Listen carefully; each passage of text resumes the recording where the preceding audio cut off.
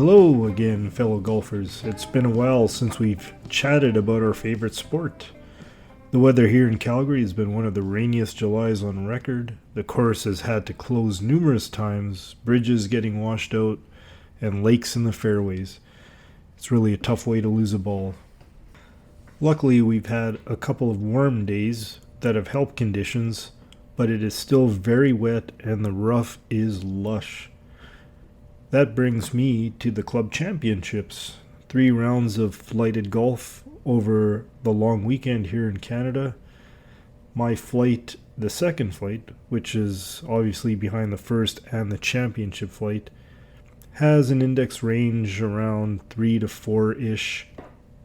Now they were rolling the greens, so they're very fast even with all of the moisture. Now the title of this podcast is Confused, Bloodied, but Still Punching. Obviously sounds like a boxing match, and it kind of felt like a figurative one.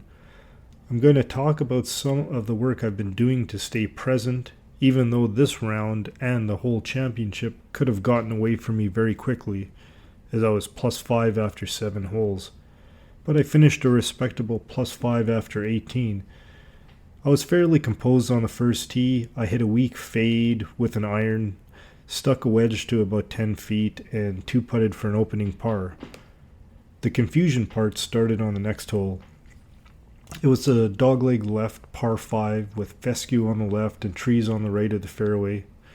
As a lefty, I overfaded one over the hill towards a fescue, so I hit a provisional that ended up safely on the first cut of the right side of the fairway. So here's where the confusion part started.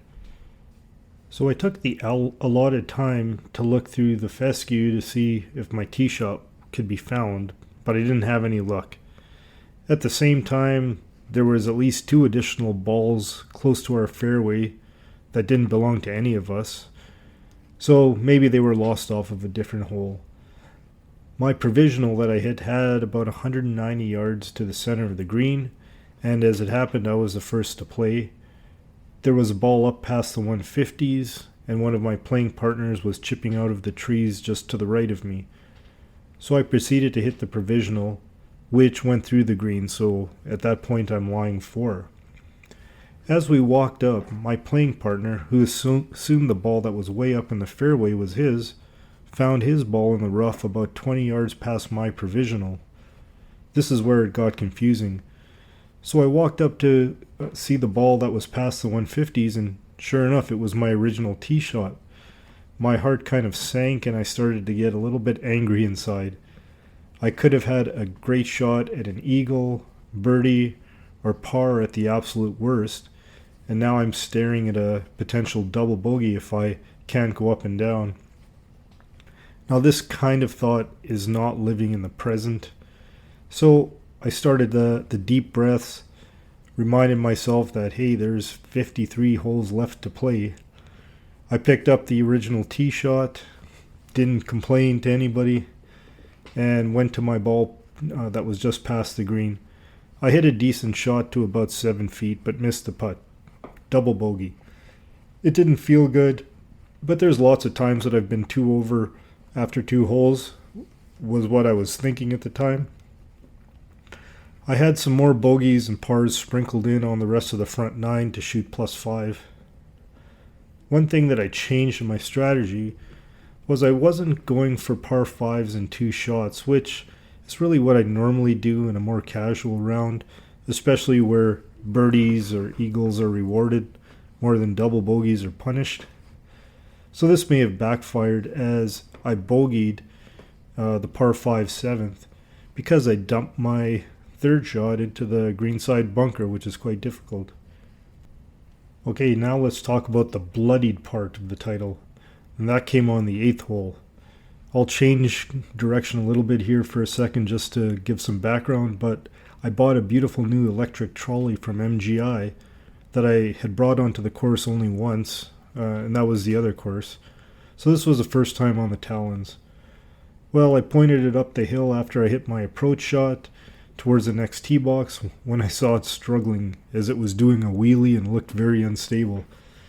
So, not really knowing what to do, I ran over just in time to have the whole heavy contraption fall on my right knee, and dumped my clubs while the wheels were still spinning away. I cranked down on the remote to stop the wheels, righted the cart, and threw my bag back on. I was quite embarrassed, so therefore I didn't really notice a little stream of blood trickling out of my right kneecap. I grabbed what little tissue that I had in my pocket, stopped the bleeding at least temporarily, and proceeded to painfully two-putt for a par. I was able to sort of fix myself up after the 9th hole in the washroom, but it was another distraction that I didn't need. Alright, now let's circle back to confusion again on number 12. It's a dogleg right downhill par 4 with a lot of trouble way left and rough on the right. The rough on the right actually provides good angles to the green. So I hit a little bullet fade down the right side, which in my mind was either on or very close to the fairway. Both of my playing partners were wild off the tee and each hit a provisional. As they both found their tee shots, one of them had chipped out and then hit an approach, and I was still waiting. I confidently headed to a ball on the right side of the fairway to hit my approach. And then to my horror, I looked down and it said Titleist and I was playing TaylorMade. Not again, I was thinking. All three of us started combing the area when I saw one of the tournament organizers riding his cart, just checking on the action in front of him. I asked for a ride back to the tee box, and I had to hit a provisional with the group behind ready to tee off. Really not an easy thing to do. That ball was on a similar line to my original one, but not as far. So the guys pointed out where it landed when I got a ride back. It's about 5 yards off the right of the fairway. Now I looked for another few seconds and was getting ready to hit that provisional when one of the playing partners found my original shot. It was only a couple of feet off the fairway, but in that thick rough. Remember, it was very juicy. I think this sort of flipped a switch in me as I was thinking I was going to get at least another double, but I walked off with a par, so in my mind it was kind of like a second chance. I was relieved to have that second chance, and I played very well with legitimate birdie putts on the last 5 holes, making one of them, and closing the last 7 holes at 1 under par. Out of the 12 people in my flight, I battled back to 7th place and 6 shots behind the leader at -1, which is a pretty tremendous score under tournament conditions for a 3 to 4 handicap. My strategy goal for round 1 was not to make big mistakes. Well, so much for that on number 2. But I didn't really blow up after that. I do need to make a decision going forward on whether to be more aggressive tomorrow, as I stated with my shot selection on number 7. It sort of backfired on me. But in any case, I will need to remain present, committed, and remember to breathe. Now, I just wanted to mention this side note about my playing partner, who sort of had a brain fart on number 17. So he barely missed his par putt short, leaving it about 2 inches below the hole.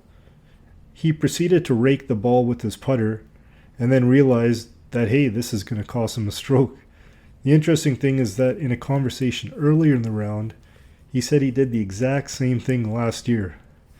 This is why breathing is so important. Well, I hope you enjoyed the boxing analogy of my round today. I hope to give another update after the final round. Until then, keep hitting them long and straight. See you next time on Senior to Scratch.